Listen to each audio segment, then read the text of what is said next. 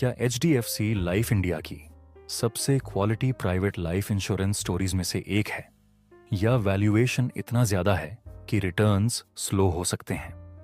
वीएनबी margin, new business growth, product mix और persistency, ये सब फ्यूचर वैल्यू क्रिएशन को कैसे ड्राइव करते हैं?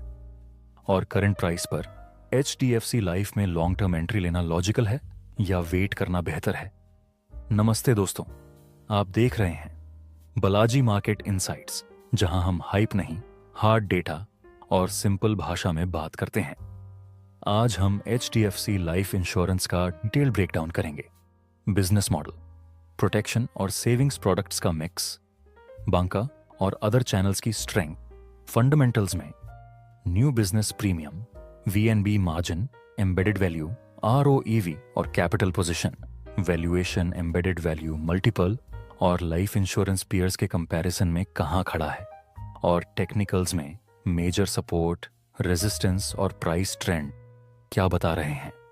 वीडियो के अंत तक आपको क्लियर आइडिया होगा कि एचडीएफसी लाइफ आपके long term financialisation theme portfolio के लिए कोर इंश्योरेंस होल्डिंग बन सकता है या नहीं। ये वीडियो सिर्फ एजुकेशन और नॉलेज के लिए है। इंश्योरेंस बिजनेस में रेगुलेटरी और असम्पशन रिस्क हमेशा रहता है, इसलिए बाय, सेल या होल्ड से पहले अपने एडवाइजर और अपनी रिसर्च पर भरोसा कीजिए।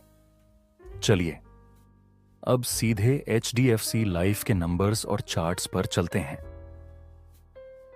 एचडीएफसी लाइफ इंश्योरेंस कंपनी के शेयर की पूरी कहानी आज हम जानेंगे। ये सिर्फ एक एनालिसिस नहीं है, बल्कि आपके इन्वेस्टमेंट डिसीजन के लिए एक कंप्लीट गाइड है। आज के समय में जब इंश्योरेंस सेक्टर में तेजी से बदलाव हो रहे हैं, तो यह जानना जरूरी है कि एचडीएफसी लाइफ कहां खड़ी है। दिसंबर 2025 में एचडीएफसी लाइफ का शेयर प्राइस 777 रुपीस के आसपास ट्रेड कर रहा है। कंपनी का मार्केट कैप 1,67,600 करोड़ रुपीस है, जो इसे लार्ज कैप कैटेगरी में रखता है। लेकिन सिर्फ नंबर्स देखकर कोई डिसीजन नहीं लेना चाहिए। आइए देखते हैं कि फंडामेंटली ये कंपनी कैसी है। एचडीएफसी लाइफ की क्वार्टरली रिजल्ट्स की बात करें तो Q2 FY26 में कंपनी ने 448 करोड़ रुपीस का नेट प्रॉफिट कमाया है, जो पिछले साल के सेम क्वार्टर से 3.01% ज्यादा है। रेवेन्यू 20,650 करोड़ रुपीस रहा, लेकिन ये पिछले साल से 27.35% कम है। ये कमी मेनली इंश्योरेंस इंडस्ट्री के साइक्लिकल नेचर की वजह से है। कंपनी का इंडिविजुअल एपीई यानी एनुअलाइज्ड प्रीमियम इक्विवेलेंट में 18% की ग्रोथ देखी गई है। रिन्यूअल प्रीमियम में भी 13% की बढ़ोतरी हुई है। यह दिखाता है कि कंपनी के एग्जिस्टिंग कस्टमर्स अपनी पॉलिसीज कंटिन्यू कर रहे हैं, जो एक अच्छा साइन है। कंपनी का न्यू बिजनेस मार्जिन भी स्टेबल है, जो प्रॉफिटेबिलिटी के लिए इंपॉर्टेंट है। टेक्निकल एनालिसिस की बात करें तो एचडीएफसी लाइफ के शेयर में कई बुलिश सिग्नल्स दिख रहे हैं। 5 डे, 10 डे, 20 डे और 50 डे ईएमए क्रॉसओवर सभी बुलिश हैं। RSI 14 के लेवल पर 57.96 है, जो न्यूट्रल से बुलिश जोन में है। MACD भी पॉजिटिव टेरिटरी में है। मूविंग एवरेजेस सभी आउट परफॉर्म का सिग्नल दे रहे हैं। ये टेक्निकल इंडिकेटर्स सजेस्ट करते हैं कि शॉर्ट टर्म में स्टॉक में अपवर्ड मोमेंटम हो सकता है। लेकिन वैल्यूएशन के मामले में कुछ चिंता की बात है। कंपनी का PE रेशियो 86.90 है, जो काफी हाई है। इंडस्ट्री एवरेज से कंपेयर करें तो ये एक्सपेंसिव लग रहा है। PB रेशियो भी 9.70 है। कई एनालिस्ट्स का मानना है कि करंट प्राइस लेवल्स पर स्टॉक ओवरवैल्यूड है। इंट्रिंसिक वैल्यू कैलकुलेशंस के अकॉर्डिंग स्टॉक का फेयर वैल्यू करंट प्राइस से काफी कम है। शेयर होल्डिंग पैटर्न देखें तो प्रमोटर्स के पास 50.25% होल्डिंग है, जो स्टेबल है। FII होल्डिंग 24.81% है, जबकि DII होल्डिंग 14.59% है। रिटेल इन्वेस्टर्स के पास 10.35% शेयर्स हैं। प्रमोटर होल्डिंग में स्लाइट डिक्रीज देखा गया है, लेकिन ये मेजर कंसर्न नहीं है। बिजनेस आउटलुक की बात करें तो एचडीएफसी लाइफ की ग्रोथ स्ट्रेटजी काफी कॉम्प्रिहेंसिव है। कंपनी अपने डिस्ट्रीब्यूशन नेटवर्क को एक्सपैंड कर रही है। एजेंसी फोर्स में 2.4 लाख एजेंट्स हैं, जो प्राइवेट लाइफ इंश्योरेंस में टॉप 2 में से एक है। डिजिटल चैनल्स पर भी फोकस बढ़ाया जा रहा है। प्रोटेक्शन बिजनेस में कंपनी ने 2x ग्रोथ अचीव की है। कंपनी के पास 650+ फिजिकल ब्रांचेस हैं। टेक्नोलॉजी और एनालिटिक्स पर इन्वेस्टमेंट बढ़ाई जा रही है। कस्टमर एक्सपीरियंस इंप्रूव करने के लिए डिजिटल ट्रांसफॉर्मेशन पर काम हो रहा है। क्लेम सेटलमेंट रेशियो भी गुड है, जो कस्टमर ट्रस्ट के लिए इंपॉर्टेंट है। कंपेटिटिव लैंडस्केप में देखें तो एचडीएफसी लाइफ का competition LIC, SBI life, ICICI prudential जैसी कंपनीज से है। मार्केट शेयर की बात करें तो कंपनी ने 70 बेसिस पॉइंट्स की इंप्रूवमेंट की है। इंडिविजुअल एपीई में 12.5% की ग्रोथ भी इंकरेजिंग है। रिस्क फैक्टर्स की बात करें तो रेगुलेटरी चेंजेस का इम्पैक्ट हो सकता है।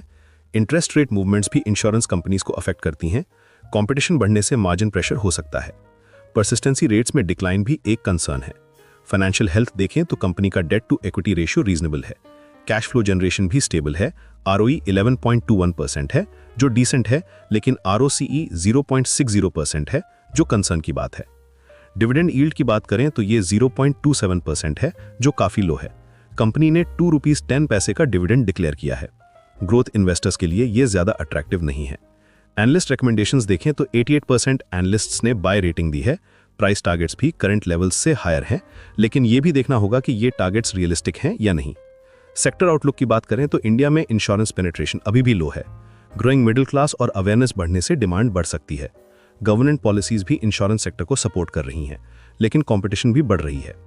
अब सवाल यह है कि बाय करना चाहिए, सेल करना चाहिए या होल्ड करना चाहिए। करंट वैल्यूएशन लेवल्स पर स्टॉक एक्सपेंसिव लग रहा है। PE रेशियो ऑफ 86.90 जस्टिफाई करना मुश्किल है। अगर आप लॉन्ग टर्म इन्वेस्टर हैं और इंश्योरेंस सेक्टर पर बुलिश हैं तो करेक्शन का वेट कर सकते हैं। टेक्निकल इंडिकेटर्स बुलिश हैं तो शॉर्ट टर्म ट्रेडर्स के लिए अपॉर्चुनिटी हो सकती है, लेकिन रिस्क मैनेजमेंट जरूरी है। स्टॉप लॉस लेवल्स का यूज करना चाहिए। सपोर्ट लेवल 760 रुपीस के आसपास हैं। फंडामेंटल इन्वेस्टर्स के लिए सजेशन ये है कि करंट प्राइस लेवल्स पर फ्रेश बाइंग अवॉइड करें। अगर स्टॉक 700 रुपीस के नीचे आता है तो कंसिडर कर सकते हैं। एग्जिस्टिंग शेयर होल्डर्स अपनी होल्डिंग्स को रिव्यू करें। अगर पोर्टफोलियो में ओवरवेट हैं तो पार्शियल बुकिंग कंसिडर कर सकते हैं। कंपनी की ग्रोथ प्रोस्पेक्ट्स अच्छी हैं, लेकिन वैल्यूएशन कंसर्न है। मार्केट कंडीशंस भी वॉलेटाइल हैं। इंश्योरेंस सेक्टर में रेगुलेटरी चेंजेस का भी इंपैक्ट हो सकता है। ओवरऑल ये क्वालिटी कंपनी है, लेकिन राइट प्राइस पर बाय करना इंपॉर्टेंट है। इन्वेस्टमेंट डिसीजन लेते समय अपनी रिस्क एपेटाइट, इन्वेस्टमेंट होराइजन और पोर्टफोलियो डाइवर्सिफिकेशन को भी कंसिडर करें। प्रोफेशनल एडवाइस भी ले सकते हैं। मार्केट में कोई भी गारंटी नहीं है, इसलिए प्रॉपर रिसर्च और रिस्क मैनेजमेंट जरूरी है।